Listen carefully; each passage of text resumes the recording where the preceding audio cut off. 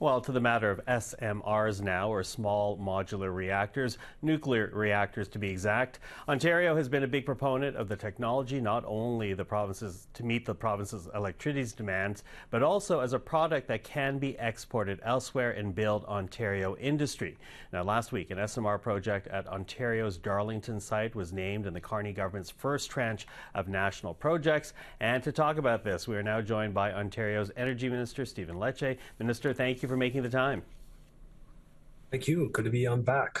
So as we say, this is about meeting electricity demands, perhaps a new market or new markets for Ontario. And, you know, there are many things that distinguish SMRs from large nuclear reactors that people keep in mind. But the federal government says the technology, and I'm going to get your comment on this, they say the technology and the Darlington project in particular has the potential to position Canada as a global leader in SMRs. How would that positioning benefit Ontario and the Canadian economy?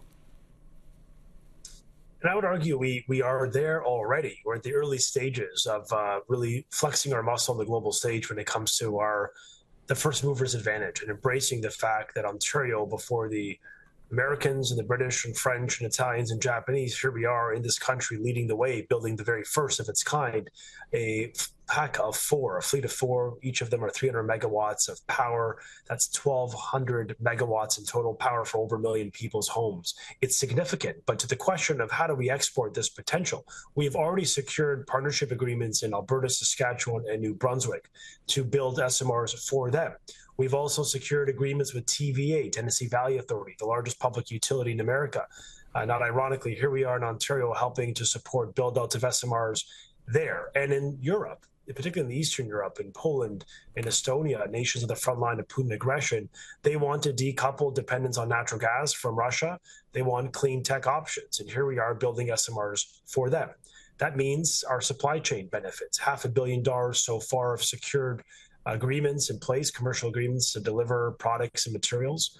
It's a moment of pride because it does allow us to scale with greater ambition and embrace clean nuclear technology that's good for Canada and good for the world. Mm-hmm. Why SMRs, though, as exportation versus a large nuclear reactor? Well, I think we need both. I mean, Ontario is anticipating we need 75% more power by 2050. That's 4.5 cities of Toronto we're going to add to the grid. The country, we expect to double our grid power demand by 2050. So there's a great deal of pressure on provinces, territories, and the federal governments to build the generation and the transmission to meet those rising forecasts. So we need the small modular reactors because they are a product, a technology that could be deployed anywhere in some of the most remote parts of Ontario to create localized Indigenous energy supplies for businesses, for industry, for our economy and agriculture. But you're all right. That cannot be the only solution to our energy demands. We need to build large scale. And that's why in Ontario, we're embracing an all of the above approach of large scale nuclear, including the refurbishments of every reactor we have at Pickering, Darlington, and Bruce.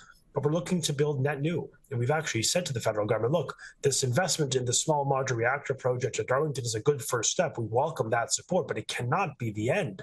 It has to be the beginning. Because if you want to get to that nation building, that clean energy superpower language and vision the Prime Minister speaks about, all roads lead through large-scale nuclear. The large-scale project we're proposing at Port Hope represents a GDP gain to the national economy of $255 billion, 10,500 jobs. So we see that as essential, not just for the megawatts, we need the power, but we need an industrial policy that leverages Canadian technology and Canadian workers.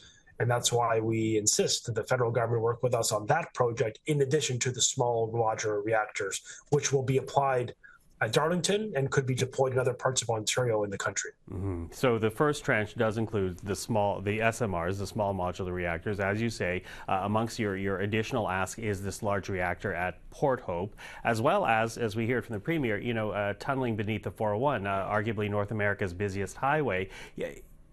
Have you had any indication at all from Ottawa that they'd be interested in either one of those large projects? But the other one I would just add, Michael, that's top of mind is the Ring of Fire. I mean, we realized that in order to realize our potential as energy superpower, we've got to get our the bounty of resources out of the ground. And we've announced a one project, one process legislative framework that is now the law of the land. We're cutting our permitting timelines by 50%. We're going to go from the second slowest in the OECD to among the fastest in the industrialized world. That I think fulfills the vision or the expectation of Canadians that we move with speed and unity to champion our workers and our resources around the world. If we don't, the Chinese are winning, the Russians are winning, and other global adversaries. But to the question on the other projects, what I'd say is they have indicated meaningful commitments to work with us for the next tranche. I don't want to prejudice any future decisions of the federal government, but our message is, look, we got the SMRs on the first list. That's good, but it's not enough. And so the Ring of Fire, the $1 billion we're asking for the all-season road, the end of the duplicative EA assessments that's frustrating the Indigenous partners leading that project, in addition to large-scale nuclear, the tunnel, ports, pipelines, things that matter to our economy and our energy security, those are all items we're going to continue to impress upon the federal government and the Prime Minister that they need to be part of the action plan going forward. Yeah, I would argue we're cautiously optimistic, but there's more work to do.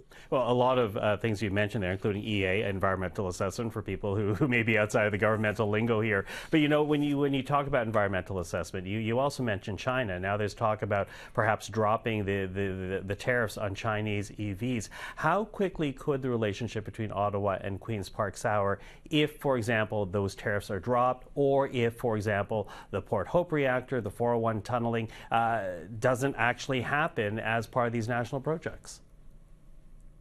You know, maintaining tariffs on Chinese products and EVs is going to help protect 157,000 Canadian workers in this province. So we do feel, the Premier feels strongly, we've got to maintain, you know, an element of accountability on the Chinese and keep our economy strong. But to the broader point, nation building is achieved if we leverage the resources, the intellectual property, and the workers of Canada.